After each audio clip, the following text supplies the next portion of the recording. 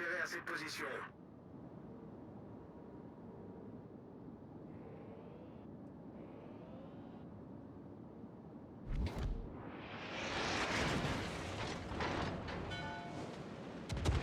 The ship is on fire!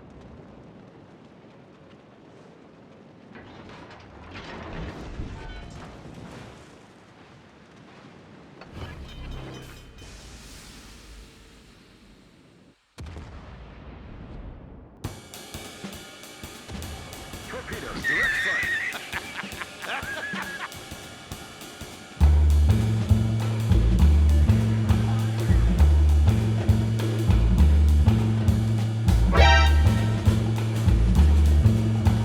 It was at this moment that Nathan knew he fucked up.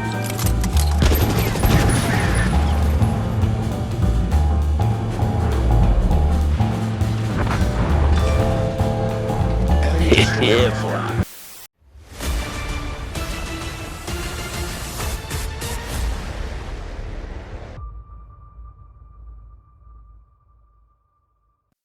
Howdy folks, and welcome back to World of Warships with Rear Admiral Jingles, and today we're going to be joining ChaosMachineGR, my Greek brother from another mother, an all-round good egg and snappy dresser.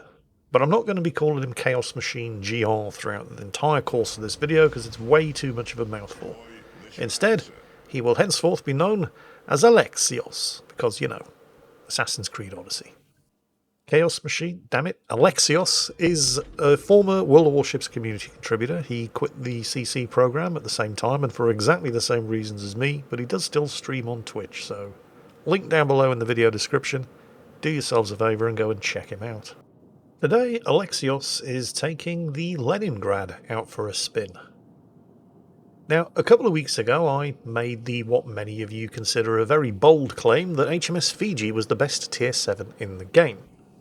Ah, but what about the Belfast, you said? What about the Leningrad? Well, yes, okay, but what I actually said was that the Fiji was the best Tier 7 in the game that you don't have to pay for.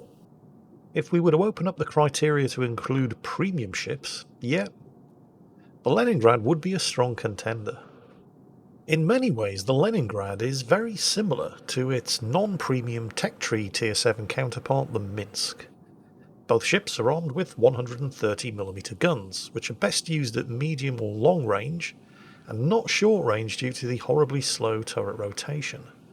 Both ships are very, very fast, with a 43 knot top speed plus an engine boost. This, however, is where the differences start to creep in, and as you'd expect, because you can get one of these two ships for free and one of them costs real money, the comparison is not going to go well for the one that you can get for free. The Leningrad, while it is by no means an extremely stealthy ship, it does at least have better stealth than the Minsk, in fact about the same stealth as the Polish premium Tier 7 down there. Alexios is popping his smoke, not just because he doesn't want to get ripped up by the Błyskawicz's 7 120mm guns, but, well, he's almost certainly come with friends above and beyond the battleship that we can see in the distance, and yep, sure enough, as well as the Duke of York, which is guaranteed to be firing high explosive and can really mess your shit up, there's a Badioni down there too.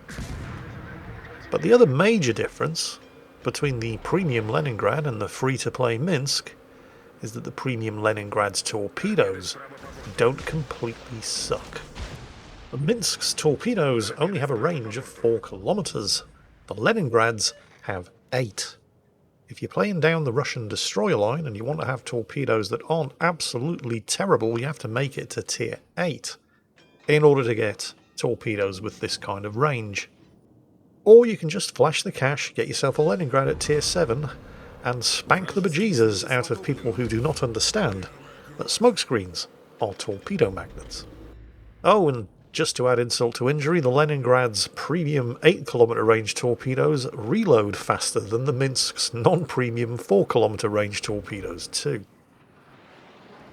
Meanwhile, Alexios, deciding that discretion is definitely the better part of valor, is getting the hell out of here, since it looks like a third cruiser. Yep, there he is, an Italian, which was fairly obvious just judging by the semi-armour piercing shell tracer that we're heading in this direction. But while he's bugging out, Alexios has switched to armour piercing since the Bajoni was giving him a broadside, and these 130mm guns are entirely capable of citadelling light cruisers under the right circumstances, and then continues to beat a hasty retreat, as does pretty much everybody else up here. Actually, yeah, the Pensacola, I mean, technically a heavy cruiser, but I wouldn't want to be getting shot at by battleships or anything in a Pensacola at that kind of range either, so yeah, fair enough. A lot of smoke screens down there. Could be another destroyer, although the Gajimada has been spotted on the other side of the map, and oh, nope, there's the Kamikaze. Right, that is exceptionally bad news for the Kamikaze. He did manage to get torpedoes away, and it was fortunate that Alexios was here, because he was able to spot them before they were able to do any damage to anybody, but that's still just 2 torpedoes. The Kamikaze has 3 twin launchers. There he goes. That's the engine boost. Yeah, he's not hanging around to get into a gunfight with a Leningrad. Now, here's the question. Do you give chase to the Kamikaze? Because you can absolutely catch him. There isn't a lot that the Leningrad cannot outrun. But the fact that the Kamikaze immediately noped the hell out of there, rather than getting into a gunfight or torpedo duel with a Leningrad, does indicate that he probably knows what he's doing. And if he's running, he's probably running straight to his friends. So, especially since he only has half of his health remaining, Alexios is being cautious.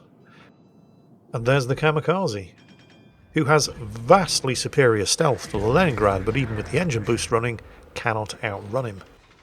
So our Greek friend could quite easily stay within spotting range of the Kamikaze, but the Kamikaze is not alone. Yep. Bajoni to the left of him, Königsberg to the right, here he is, stuck in the middle with a Kamikaze. He's not falling for that old gag. I get the impression he's seen 1 or 2 John Wayne westerns and knows an ambush when he sees it. Actually, going off topic a bit here, question for the English speakers. Have you ever stopped to wonder what famous English-speaking actors like James Earl Jones, Morgan Freeman and Sean Connery sound like when they're dubbed for a foreign audience? What does German Darth Vader sound like? That's what I want to know. Ich bin dein Vater. Oh, isn't the internet amazing? Actually, German Darth Vader sounds pretty badass. Meanwhile, it looks like the Bajoni has managed to avoid the first set of torpedoes. Unfortunately, he's now in a position that we in the Navy technically refer to as proper fucked. Because he's got Iron Duke armour piercing coming in from ahead, so he can't turn, and this extremely angry smokescreen on his flank has just launched a set of 4 torpedoes at him. So, oh well. Sucks to be him. And remember kids, smokescreens are torpedo magnets. Yep. Anyway, where did that pesky Kamikaze get to? It's been a minute or so and he was busting out there on full engine boost, so he could really be anywhere. And, oh yeah, spotted. It's not the Montecuccoli. That's the Kamikaze spotting him. It's a shame he had the high explosive loaded there, because that could have been a kill. He has managed to set a fire, but the Italian has damage controlled it and popped his exhaust smoke. The Italian cruiser is in a tough spot. He's got a Pensacola closing in on him from the front. If he tries to fire out that smoke, the Pensacola will spot him. Oh, hello. Are those torpedoes from a single twin launcher? I think we know where the Kamikaze went. Some semi-armour piercing coming in from Giuseppe Garibaldi over there. I'm probably mispronouncing that. Sorry, Italy. But he's gone down, taken out by the Iron Duke. There were some shots coming from over there, I believe from the Duke of York. But Alexios has managed to go undetected. There are more torpedoes. Again, from a twin launcher. Again, that has to be the Kamikaze. The Gneiser now is getting a little bit anxious, as is completely understandable with the Kamikaze lurking around somewhere taking pot shots at him. And he's asking for intelligence data. Alexios is only too happy to oblige. He's going to zip out ahead and try to spot any Japanese destroyers lurking in wait for German battleships around the corner of islands. At least he's going to try to do that. because the Gneisenau, who just a second ago was cowering behind the island begging for somebody to go up ahead, has suddenly, for reasons known only to himself, has piled on the speed and is suddenly going full steam ahead. And the Gneisenau, let me remind you, is not a slow battleship. I thought he was concerned about Japanese destroyers lying in wait around the corner ready to torpedo him. I mean, Alexios tried, and he did spot the kamikaze, but he spotted him after he'd seen the Gneisenau coming and launched the torpedoes. And thanks to the flat firing arcs of the Leningrad's guns, he wasn't able to hit him over the island there. But the kamikaze was able to hit and sink the Gneisenau. I don't get it. He was just asking somebody to go ahead and look. Why didn't he wait for Alexios to go ahead and look? Whatever. He was only a top-tier battleship. He's only died and given the enemy team a 200-point lead. It'll be fine. Well, as long as the Leon's spotted and the kamikaze's torpedoes are on reload, although it does have a very, very fast torpedo reload, so you don't want to be sitting around inside this smoke screen forever, and in fact Alexios is already manoeuvring, ready to get out of there, while taking pot shots and launching torpedoes against the oncoming French Tier 7. Yep, more torpedoes. That is a very, very fast torpedo reload, by the way. Still, the fact that those missed does mean that he can hang around in here. Actually, he can't, because the smoke screen is about to expire, so he needs to be making tracks and getting the hell out of there while he can remain undetected. Unfortunately, like me, he came to that conclusion just a little bit too late, as that puff of smoke dissipates and the Leon catches sight of him, and if that had been high explosive, he would probably be dead. But it wasn't, so he isn't. But after while making the escape, he gets clipped once again by the Leon and now has only 2,190 health remaining. His margin for error is completely gone. At this point, even the kamikaze could take him in a gunfight. Meanwhile, over on the western end of the map, things are going extremely badly. Although the friendly Z-31 has been putting up a good fight and has managed to work his way around to the rear of the advancing enemy ships, while the friendly Dunkirk attempts to hold them back. Alexios dumps some torpedoes in the water at extreme range against a Koenig. It's going to take at least a minute for those torpedoes to get there, at a speed of 60 knots. And in order for them to hit, the Koenig is basically going to have to follow exactly the same course and speed for at least a minute.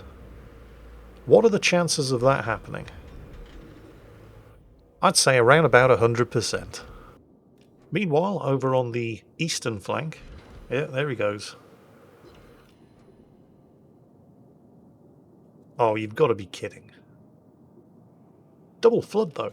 So the Koenig has just blown his damage control and is now trying to heal the damage back up. And this is one hell of a risky move, because he doesn't have any smoke screens left. So he's open water gunboating, and the Leon has seen him.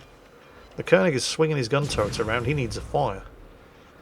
Oh, he's working the throttle there to jink and avoid the Koenig shots. He's safe from the Leon. He's managed to get the fire, but he's not pushing his luck any further. He's gotten into cover. Will one fire be enough? Because the Koenig does have his damage repair party running.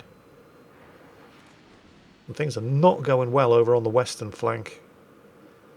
They've only got one ship left, the Z-31, who has been doing a good job.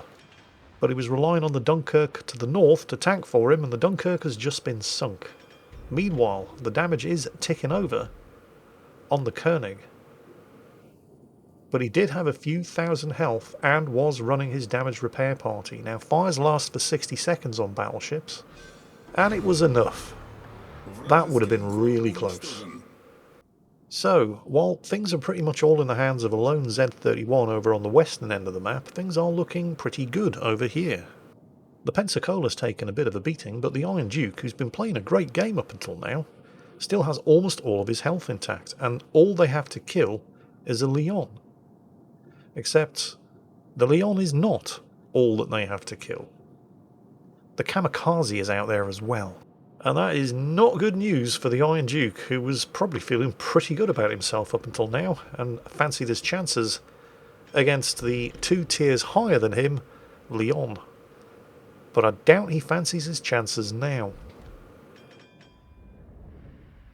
And Alexios is too far away to help. I mean, well, maybe, maybe not. Maybe he can set more fires. There's the kamikaze. He doesn't have to worry about getting shot at by the kamikaze. I don't think the kamikaze's guns reach this far. And with the kamikaze having already fired its torpedoes, and bugging out of there again at top speed with the engine boost running. Wow. Did we mention how fast the reload on the kamikaze's torpedoes are? 47 seconds, fact fans. And that's the base reload. You can obviously improve that with commander skills. Welp, Iron Duke's gone from full health to nothing in seconds. They need to, and they probably are going to kill this Leon. Good news, bad news over at the other end of the map. The Z-31 is also gone, but he did manage to torpedo and kill the New Mexico? Yes, the New Mexico, before he died. So he's played a blinder of a game. He's managed to get himself 3 kills. Unfortunately, that does leave an October Revolution moseying around up on the northwestern end of the map with a clear run to the cap circle. And this is a standard battle. It's not domination. The kamikaze is, of course, also still out there, which probably means that Alexios' only surviving teammate is an extremely beaten up and probably very, very nervous Pensacola. And just in case there was any doubt, the October Revolution is making a run for the cap circle. That's a rather bold move from a battleship when there's a tier 7 destroyer still in play on the enemy team. I mean, don't get me wrong, the October Revolution is an extremely good tier 5 battleship. Of course it is. It's premium. Is there a bad premium tier 5 battleship? You've got the Giulio Cesare, which is, quite frankly, overpowered. The October Revolution, which is, quite frankly, overpowered. USS Texas? Well, it's not overpowered, but it's definitely good. Oh, wait, yeah, Viribus Unitus. The tier 5 Austrian, yeah, that's absolutely terrible. Oh well. You know what else is overpowered, though? Launching blind torpedoes. The October Revolution wasn't spotted when he launched those torpedoes. He did not have a target lock. He's just crossing his fingers and hoping that a battleship is going to be dumb enough to continue sailing on the same course and speed when there's a tier 7 destroyer around that can stealth torpedo. And just, you know...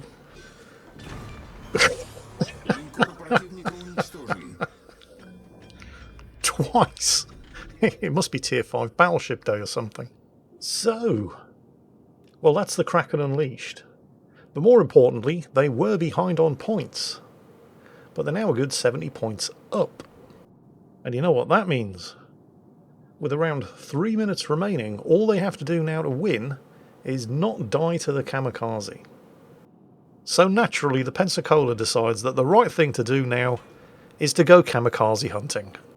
That's clearly what he's trying to do, because he's got his aircraft up and he's not sailing away from where the kamikaze was last spotted.